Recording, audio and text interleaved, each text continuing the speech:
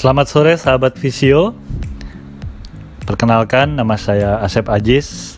Saya adalah founder dari Visiopreneur Sport Physiotherapy, bebascedera.id, dan juga sport fisioterapis untuk tim nasional sepak bola Indonesia, U19, U23, dan timnas senior. Saya memulai karir sebagai fisioterapis di klub basket Chalesnet Surabaya.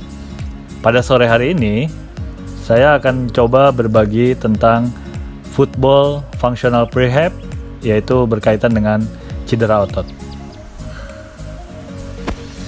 Di tahun 2001 sampai 2009, ada sebuah penelitian yang dilakukan oleh Jan Ekstrand, Martin Hagland, Marcus Walden terhadap 24 klub terbaik di UEFA, Liga Eropa, 15 tim Liga 1 di Swedia, dan 15 tim Eropa lainnya bermain di kandang dengan menggunakan rumput sintetis. Total 51 klub dilakukan penelitian, 2.299 pemain sepak bola, dan penelitian ini dipublikasikan di American Journal of Sport Medicine. Buat teman-teman yang belum tahu siapa itu Profesor Jan Ekstrand, dia merupakan Chief Medical Officer di Aspetar, Qatar, juga merupakan UEFA Elite Club Study Injury Lead Expert. Hasil dari penelitian tersebut menemukan bahwa terdapat 2.908 cedera otot, di mana rata-rata setiap pemain mengalami 0,6 cedera otot per musim, yang dimana squad tim dengan 25 pemain dapat mengalami sekitar 15 cedera otot per musim. Cedera otot tersebut terhitung dari 31% dari semua jenis cedera di tim dan menyebabkan 27% dari total absen karena cedera. 92% dari semua cedera otot terjadi di 4 grup otot besar di bagian lower extremity, di mana keempat otot tersebut adalah otot hamstring, adductor, quadriceps, dan calf muscle. 16% cedera otot akan mengalami cedera ulang atau re-injury, dan juga angka kejadian cedera otot meningkat karena faktor usia, tetapi hanya di otot betis atau calf muscle yang berhubungan dengan usia.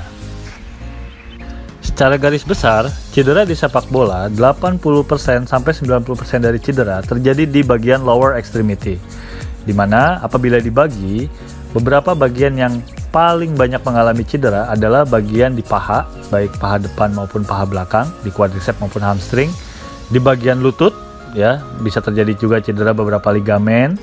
Habis itu cedera di bagian otot hip atau groin seperti di adductor muscle.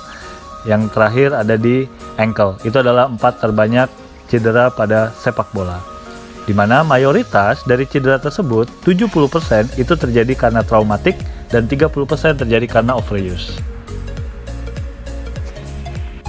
Dalam objektif football ada 4 aspek yang sangat penting.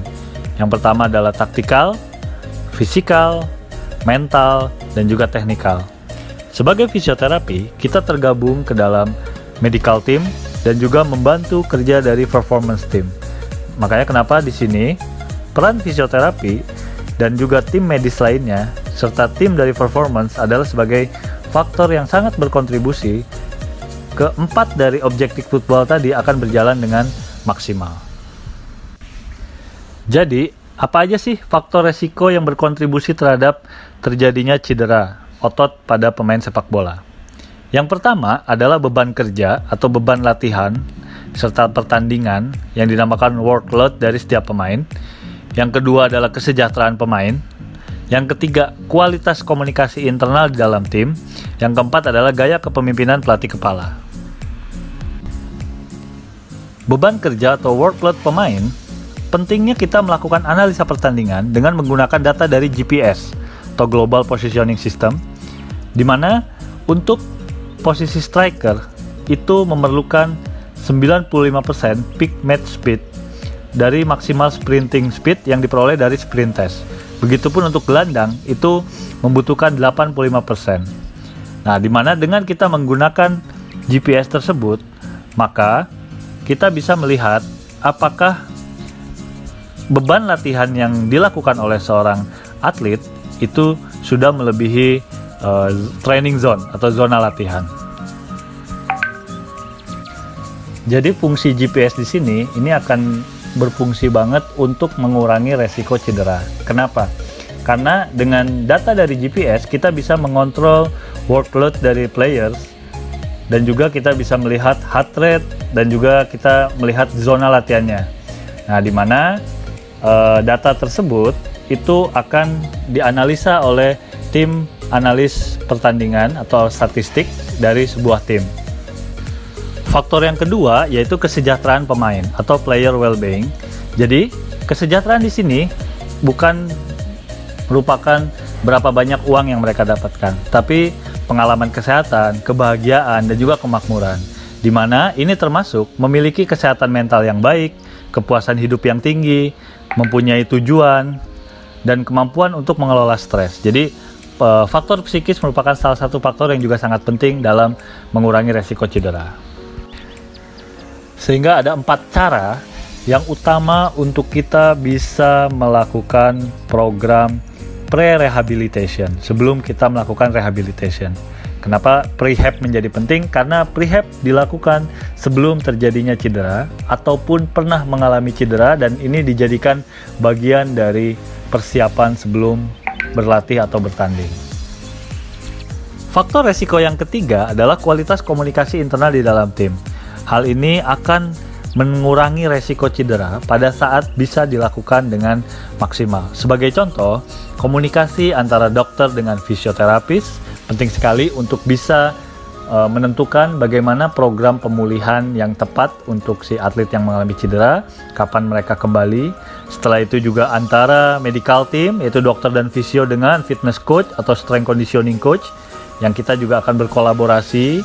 Kita membantu di fase-fase awal, dan fase return to sport akan dibantu oleh fitness coach. Setelah itu antara medical team dan juga coach atau manager memberitahu bagaimana kira-kira berapa lama dia akan mengalami cedera, pulihnya kapan, dan progresnya seperti apa.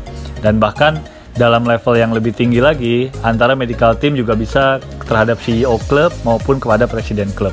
Tapi sebaiknya sampai ke level coach atau manajer, kita harus bisa membangun pola komunikasi yang baik. Faktor resiko yang keempat yaitu gaya kepemimpinan pelatih kepala, di mana angka kejadian cedera parah itu akan lebih rendah di tim yang pelatihnya bisa mengkomunikasikan visi yang jelas dan positif. Selain itu juga, pelatih tersebut bisa mendukung terhadap kinerja dari staf pelatih dan ofisial.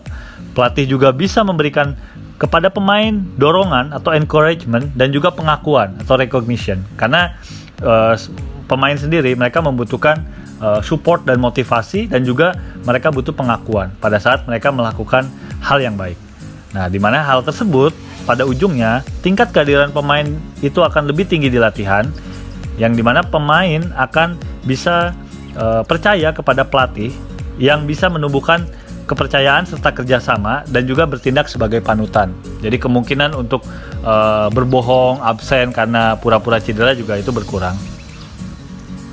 Salah satu contoh pelatih yang sangat menghargai kolaborasi antar profesi dan juga mensupport apa yang kita buat adalah salah satunya Coach Indra Safri. Saya 3 tahun bersama beliau dari U19 sampai U23 di SEA Games, dan beliau sangat mensupport sekali program-program yang fisioterapi atau tim medis lakukan.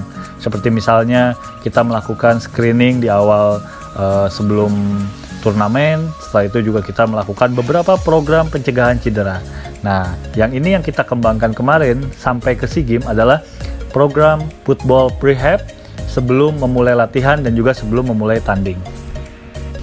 Dalam menentukan suatu cedera, maka sebagai seorang fisioterapis olahraga, kita mesti mengetahui tentang yang dinamakan MOI atau Mechanism of Injury. Saya mau mengambil contoh 1-2 mekanisme cedera otot. Yang pertama adalah mekanisme cedera otot hamstring, yang dimana pada sepak bola banyak orang mengalami cedera pada saat dia berlari sprint. Di sepak bola, mekanisme cedera lainnya, sebagai contoh cedera otot betis atau calf muscle, paling banyak pada saat gerakan akselerasi, percepatan, maupun pada saat gerakan meloncat atau jumping. Di quadricep, paling banyak mekanisme cedera terjadi pada saat shooting dan juga deceleration. Hamstring, tadi seperti kita lihat, karena posisi sprint dan juga ada kondisi overstretch. Nah, untuk di otot groin atau adductor, saat passing dan juga change direction merupakan mekanisme yang paling sering terjadi mengalami cedera. Jadi kesimpulannya, beberapa faktor resiko cedera otot tadi seperti misalkan dari segi usia, dari segi bagaimana training load management, apakah ada juga riwayat cedera sebelumnya, dan juga apakah terjadinya muscle strength imbalance, motor control problem. Habis itu juga memang ada beberapa yang bilang core stability juga menjadi salah satu faktor. Setelah itu apakah pernah mengalami cedera lutut juga yang berhubungan misalkan ligamen ACL-nya ruptur, itu juga bisa menjadi salah satu faktor resiko cedera otot. Selain itu ada lagi misalkan berhubungan dengan chronic groin pain, juga akhirnya bisa mengakibatkan cedera otot di tempat lainnya. Dan juga warming up yang kurang tepat juga itu bisa menjadi salah satu faktor resiko.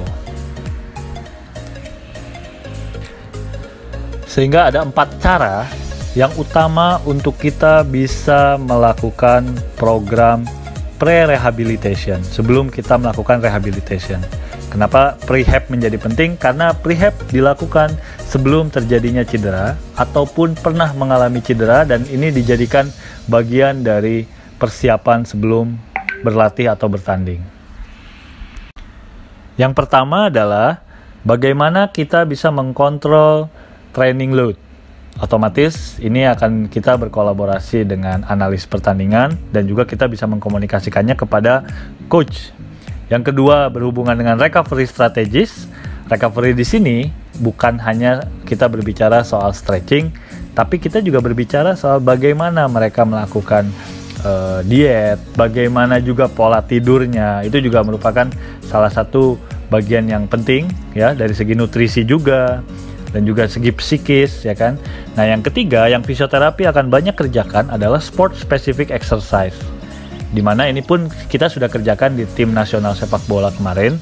Dan yang keempat adalah faktor komunikasi seperti tadi dibilang. Dalam menyusun program prehab ada suatu piramida, yaitu yang paling atas adalah skill, di mana skill di sepak bola sebagai contoh adalah skill menendang, skill berlari, dan juga skill meloncat atau jumping. Fase paling pertama adalah kita berbicara soal mobility, di mana mobility adalah kemampuan untuk kita menghasilkan gerakan. Yang kedua adalah stability, kemampuan untuk mempertahankan atau mengontrol gerakan. Jadi di mana flexibility? Flexibility adalah bagian dari mobility. Nah, kedua hal tersebut maka akan menjadi suatu movement.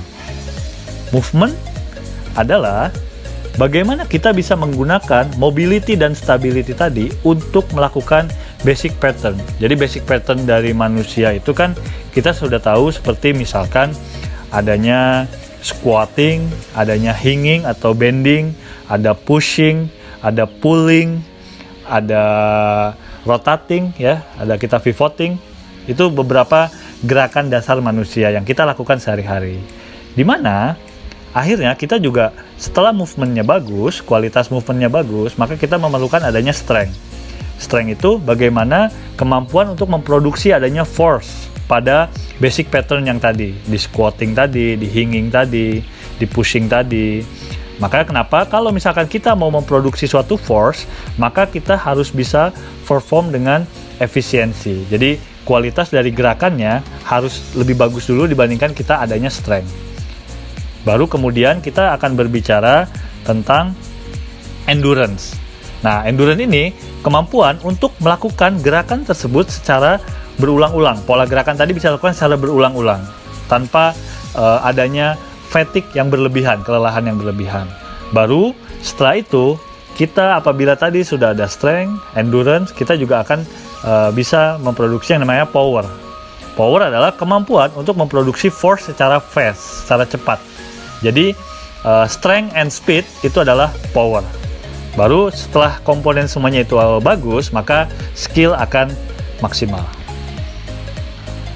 Sebagai contoh, salah satu latihan pencegahan cedera atau football prehab ini adalah latihan yang dinamakan adduction Copenhagen exercise, di mana sebenarnya di dalamnya ada komponen kontraksi otot secara eksentrik untuk mengurangi resiko cedera. Jadi, latihan prehab di sepak bola yang kita susun kemarin di tim nasional berisikan beberapa hal seperti misalkan mobility training, ada stability training, movement training, strength training juga. Setelah itu juga jangan lupakan neuromuscular training, salah satunya misalkan proprioceptic training. Nah, di mana kesemuanya itu tadi akan berdampak pada skill yang meningkat sehingga diharapkan cedera resikonya akan berkurang. Salah satu latihan yang digunakan, kita bisa menggunakan mini band exercise. Itu dilakukan pada saat sebelum memasuki latihan inti, jadi merupakan bagian dari warming up. Perlu diperhatikan juga aktivasi dari otot-otot yang akan digunakan saat nantinya untuk berlatih maupun bertanding. Jadi kita pun harus mengedukasi para pemain bagian mana yang memang seharusnya berkontraksi. Sebagai fisioterapi, dari setiap gerakan tadi kita bisa mengetahui mana yang berfungsi sebagai otot agonis, mana yang sebagai antagonis, mana yang bersinergi, dan juga mana yang sebagai stabilisasi. Alat bantu lainnya yang kita bisa gunakan adalah kita bisa menggunakan foam rolling exercise. Ini juga membantu untuk maintain atau meningkatkan fleksibilitas dan juga membantu mobilitas. Tapi yang pasti ini tidak untuk dalam jangka waktu lama, jadi hanya bersifat temporary.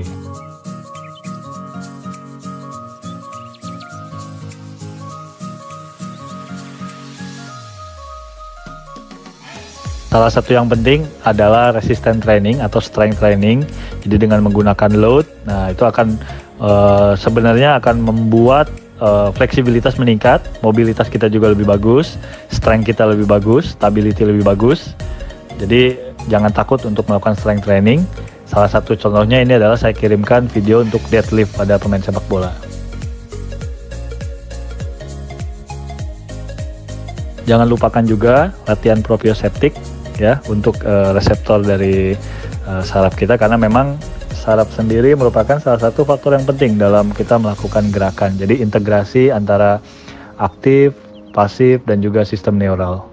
Ini saya share di balik layar dari Timnas Indonesia pada saat persiapan sebelum bertanding, melakukan program prehab sebelum mereka masuk ke pemanasan bersama pelatih fisik. Jadi fisioterapis mempunyai peran yang sangat penting. Jadi banggalah sebagai fisioterapis dan juga komunikasikan dengan pelatih bagaimana kita bisa membantu pelatih untuk meningkatkan performance dari tim tersebut.